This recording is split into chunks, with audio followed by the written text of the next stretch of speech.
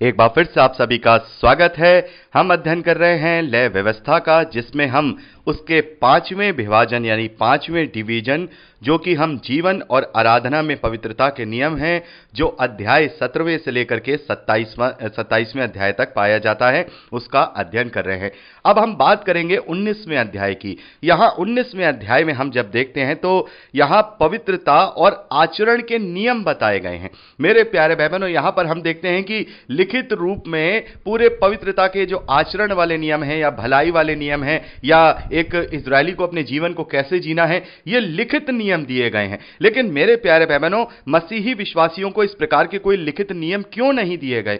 यहां हम देखते हैं कि जैसा प्रभु यीशु मसीह ने अपनी दो प्रमुख आज्ञाएं दी हैं, जैसा प्रभु कहते हैं कि तू अपने परमेश्वर से पूरे मन, पूरे प्राण, पूरी बुद्धि के साथ प्रेम रखना, उसी की समानता में यह दूसरी है कि तू अपने पड़ोसी से अपने समान प्रेम रखना। और प्रभु कहते हैं कि ये ही दो आज्ञाएं सारे भविष्यद्वक्ताओं की और सारे पवित्र शास्त्र और व्यवस्था का आधार है। मेरे प्यारे भाई बहनों, जिसने अपने पड़ोसी से प्रेम रखने का जो महत्व है वो समझ लिया, तो इसका मतलब यह है कि उसके अंदर तमाम वो पवित्रता के आचरण ऑटोमेटिकली आ जाएंगे। क्योंकि अब हम कोई लिखित व्यवस्था नहीं देखते हैं कि हमें यह नहीं करना है, कि हमें वो नहीं करना है। अब तो हमारे हृदय रूपी मांस की जो पट्टियां हैं उस पर पवित्र आत्मा के द्वारा वो व्यवस्था लिखी हुई है। जैसे पौलुस हमसे कहते हैं कि हम कोई अब लिखित व्यवस्था को लेके नहीं चल रहे हैं, बल्कि हमें तो स्वयं हमारे पास पवित्र आत्मा है जो हमारे कॉन्शियस में हमें निरुत्तर करता है। जैसे प्रभु यीशु मसीह ने कहा कि मैं तुम्हें जो पवित्र आत्मा दूंगा वो तुम्हें निरुत्तर करेगा,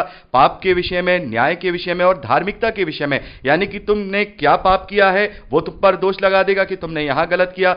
कोई धार्मिक कार्य है जो धर्म है उसके विषय में भी निरुत्तर कर देगा कि यहां तुम गलत हो, यहां तुम गलत हो। यदि तुम किसी का न्याय करोगे या गलत न्याय करोगे तो भी पवित्र आत्मा का कॉन्शियस हमें निरुत्तर कर देगा, हम पर दोष लगा देगा। जो सच्चे मसीह विश्वासी पवित्र आत्मा की अधीनता में चलते हैं वो इस बात को महसूस कर सकते हैं। और मैंने तो कई बार इस बात को महसूस किया है, जब भी कोई मुझसे कभी गलती हुई है, पवित्र आत्मा ने मुझे साफ तौर पे वहां निरुत्तर किया है और मुझे आत्मग्लानि हुई और मैंने जल्द से जल्द कोशिश की उस अपनी जो गलती की है उसको सुधारने की। तो मेरे प्यारे भाई बहनों, ये मैंने एक्सपीरियंस अपनी लाइफ में फील किया है और आशा करता हूं कि जो पवित्र आत्मा की अधीनता में है, और आप में से बहुत सारे भाई बहनों ने, बल्कि मैं ये आशा करता हूं कि आप में से सभी भाई बहनों ने इस बात को अपने अंदर महसूस किया होगा कि पवित्र आत्मा ने हमें निरुत्तर किया है। पवित्र आत्मा ने हम पर वहां दोष लगा दिया है कि तुमने ये गलत किया है, और हमने अपनी गलती को भी वहां सुधारा होगा। क्योंकि हमारे पास एक ऐसी व्यवस्था जो पवित्र आत्मा के द्वारा दी गई है, जो हमारे हृदय की जो मांस रूपी पट्टियां हैं उस पर लिखी गई हैं, वो किसी पत्थर की पट्टियों पर या किसी पुस्तक पर नहीं लिखी गई हैं। तो मैं चाहूंगा मेरे प्यारे भाई बहनों, आप इस 19वें अध्याय को आप पूरी रीति से पढ़ लीजिएगा। यहां पर कुछ पवित्रता के आचरण के नियम हैं, और जो मैं इंपॉर्टेंट बात है वो यहां पर मैं करना चाहूंगा 9वें वचन से लेकर 10वें वचन तक। यहां पर एक जो नैतिक जो लॉ है यहां परमेश्वर ने इजरायलियों के लिए दिया है।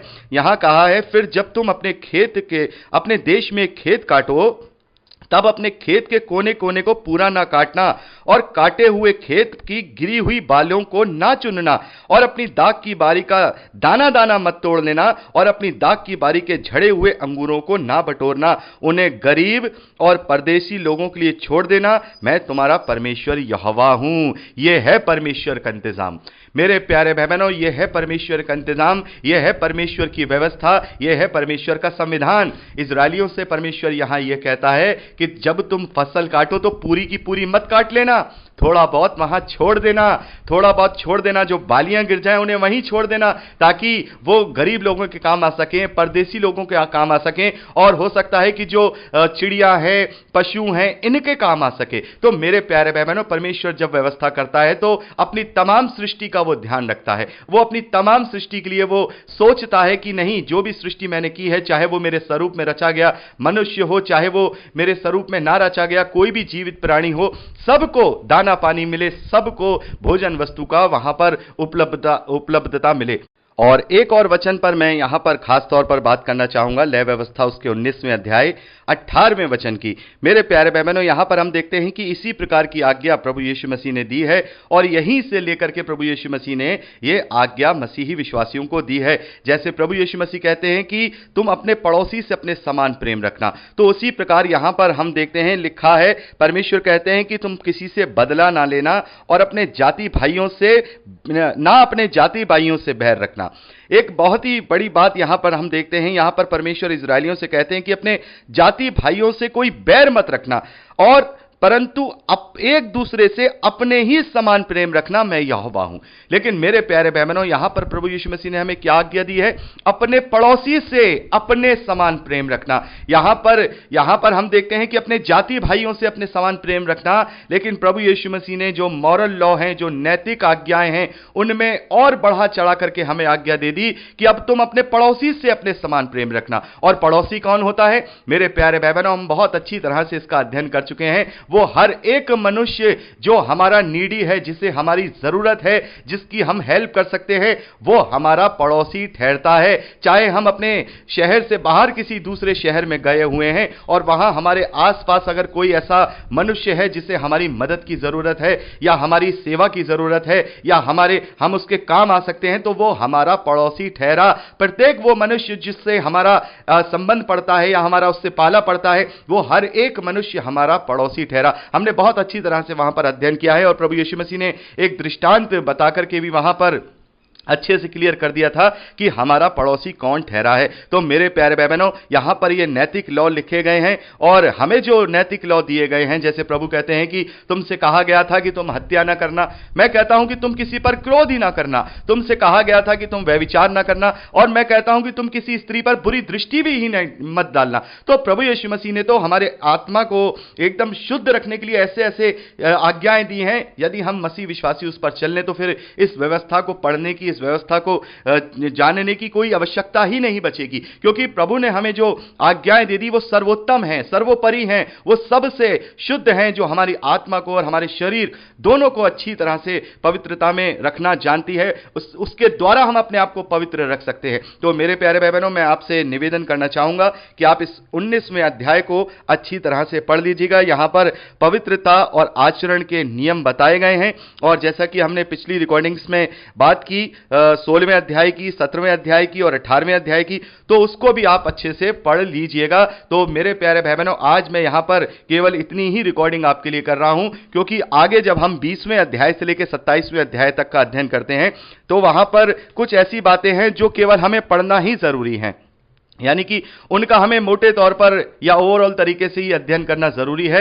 इसका डीपली अध्ययन करने की कोई जरूरत नहीं है। इसमें कुछ ऐसी बातें हैं जिसका मैं अध्ययन जरूर आपको कराऊंगा। तो मैं आपको यह समय दे रहा हूं मेरे प्यारे भाई बहनों कि आप 20वें अध्याय से लेकर के आप लास्ट 27वें अध्याय तक जरूर पढ़ लीजिएगा समय निकाल करके, क्योंकि जब हम परसों इसका अध्ययन करेंगे तो ये इस लय व्यवस्था का आखिरी भाग मैं समझता हूं लेकर के आऊंगा।